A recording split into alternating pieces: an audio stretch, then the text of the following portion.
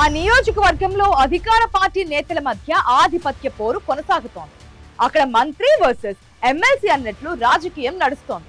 మాటలతోనే ఆగడం లేదు, పోలీస్ కేసుల దాకా వెళ్తోంది ఆ ఇద్దరు నేతల మధ్య వైరం.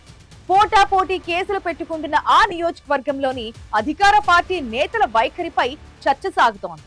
సై అంటే సై అంటూ కయ్యానికి కాలదూతున్నారు. ఈ ఇద్దరి ఫైటింగ్ తో పార్టీ పెద్దలతో పాటు కార్యకర్తలు కూడా తలలు పట్టుకుంటున్నారు.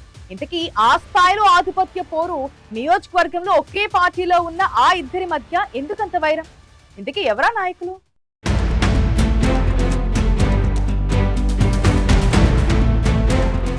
ఒకరు మంత్రి, మరొకరు మాజీ మంత్రి. ఇద్దరూ అధికార పార్టీనే అయినా ఫ్యాక్షన్ ప్రత్యర్థులను మించిపోయేలా సాగుతోంది ఆ ఇద్దరి మధ్య వైరం. వరంగల్ తూర్పు నియోజకవర్గంలో మంత్రి కొండా సురేఖ, ఎమ్మెల్సీ బసవరాజు సారయ్య మధ్య ఆధిపత్య పోరు తారాస్థాయికి చేరింది. మాటలతోనే ఆగడం లేదు, ఏకంగా పోలీస్ కేసులు ఒకరిపై ఒకరు దాడులకు సిద్ధమయ్యేదాకా వెళుతోంది. బౌన్సర్లను పెట్టుకుని దేవాలయాలకు వెళ్లే పరిస్థితి వచ్చింది. ఇటీవల సీతారాముల కళ్యాణ మహోత్సవం సందర్భంగా కాశీబుగ్గలో బౌన్సర్లను పెట్టుకుని మరీ అక్కడ ఉత్సవాల్లో పాల్గొనడం చర్చనీయాంశంగా మారింది. దాడులు జరుగుతాయనే నెపంతో బౌన్సర్లను పెట్టుకున్నారు. అంతేకాదు, మహిళలతో దాడి చేయిస్తారనే అనుమానంతో వరంగల్ నేతలు ముందు జాగ్రత్తగా మహిళా బౌన్సర్లను సైతం పెట్టుకోవడం రాష్ట్ర వ్యాప్తంగా హాట్ టాపిక్ గా మారింది. అందరూ సీతారాముల కళ్యాణ వైభోగం చూడడానికి వెళితే ఇక్కడ మాత్రం ఎమ్మెల్సీ వర్సెస్ మంత్రి మధ్య వైరం ఎలా ఉంటుందో చూడడానికి వచ్చినట్టు ఆ కళ్యాణ ప్రాంగణం మారిందని అక్కడికి వచ్చిన వారంతా గుసగుసలాడుకోవాల్సి వచ్చింది.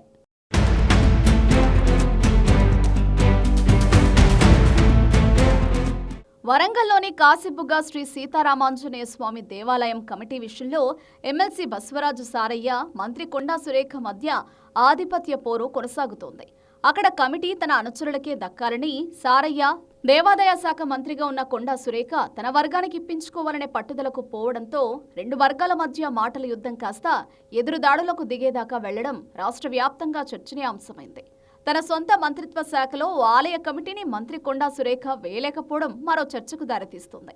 అయితే తొలి నుంచి బలమైన క్యాడర్ ఉన్న సామాజిక వర్గానికి చెందిన బసవరాజు సారయ్య వర్గం అక్కడ ఉండడం, కొండా దంపతులకు అక్కడ పెద్దగా పట్టు లేకపోవడమే ఈ పరిస్థితికి కారణమన్న చర్చ జరుగుతోంది.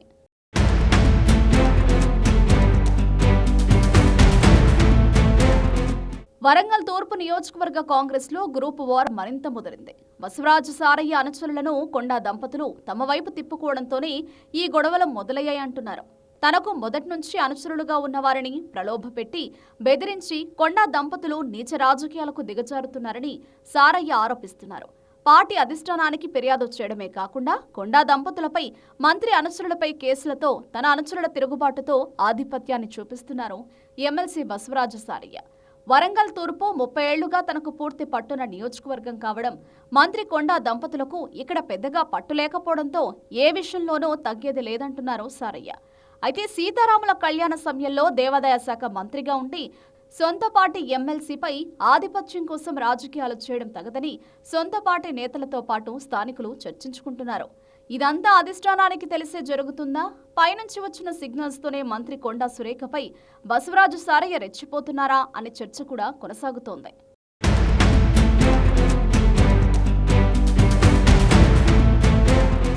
కాశీబుగ్గ మొదటి నుంచి ఎమ్మెల్సీ బసవరాజు సారయ్యకు మంచి పట్టున ప్రాంతం. అంతేకాదు, అక్కడ కాంగ్రెస్ పార్టీకి బలమైన క్యాడర్ కూడా ఉంది.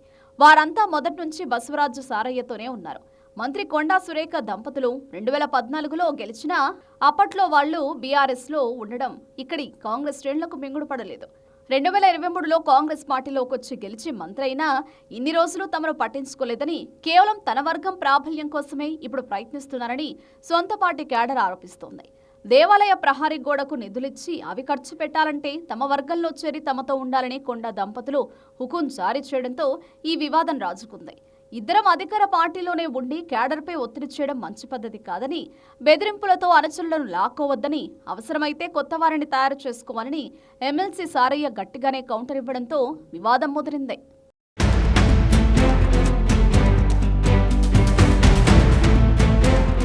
కేవలం కాశీబుగ్గ సీతారామాంజనేయ స్వామి ఆలయానికే పరిమితం కాలేదు కొండా బసవరాజ్ వివాదం. వీరిద్దరి మధ్య గతంలో భద్రకాళి దేవస్థానం కమిటీ విషయంలో, నామినేటెడ్ పదవుల విషయంలో, స్థానిక అధికారుల బదిలీల విషయంలోనూ రచ్చ జరిగింది.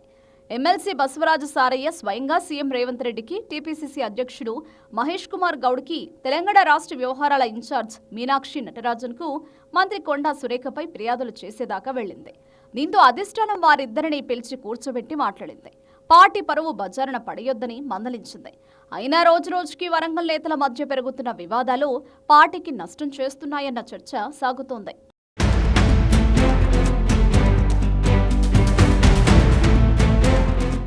కాశీబుగ్గ శ్రీ సీతారామాంజనేయ దేవస్థానం అక్కడి ప్రజలకు ఎంతో పవిత్రమైన క్షేత్రం. నిత్యం వేలాది మంది భక్తులు వస్తుంటారు. అలాంటి చోట రాజకీయాలు చేయాలని ఇద్దరు నేతలు అనుకోవడంతోనే వివాదం పెరుగుతోంది. మంత్రి కొండా సురేఖ చేతనైతే అభివృద్ధి చేయాలి కానీ రాజకీయాలు చేయడమేంటని ఎమ్మెల్సీ బసవరాజు సారయ్య వర్గం వాదిస్తోంది. అన్ని దేవాలయాలు అభివృద్ధి చేసినట్లుగానే రాజకీయాలు చూసుకోకుండా కాశీబుగ్గ ఆలయాన్ని కూడా అభివృద్ధి చేసి త్వరగా ఆలయ కమిటీని నియమించాలని సామాన్య భక్తులతో పాటు అక్కడి కాంగ్రెస్ పార్టీ శ్రేణులు కోరుకుంటున్నాయి.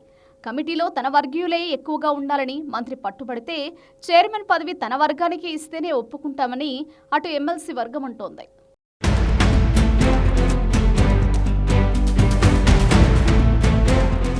వరంగల్ తూర్పు నియోజకవర్గం రాజకీయం అటు అధిష్టానానికి ఇటు జిల్లా పార్టీ నాయకత్వానికి తలనొప్పిగా మారింది. జిల్లా అధ్యక్ష నియామకం నుంచి మొదలుకుంటే ఆలయాల కమిటీ, నామినేటెడ్ పదవులు, ప్రోటోకాల్ విషయాలు, మహానీయుల జయంతి, వర్ధంతి వేడుకల సందర్భంలోనూ ఎమ్మెల్సీ బసవరాజు సారయ్య, మంత్రి కొండా దంపతుల మధ్య ఏదో ఒక వివాదం కొనసాగుతూనే ఉంది. ఇది ఇలానే కొనసాగితే వచ్చే గ్రేటర్ ఎన్నికలపై తీవ్ర ప్రభావం పడి పార్టీకి తీరని నష్టం జరుగుతుందని కాంగ్రెస్ శ్రేణులు కలవరపడుతున్నాయి.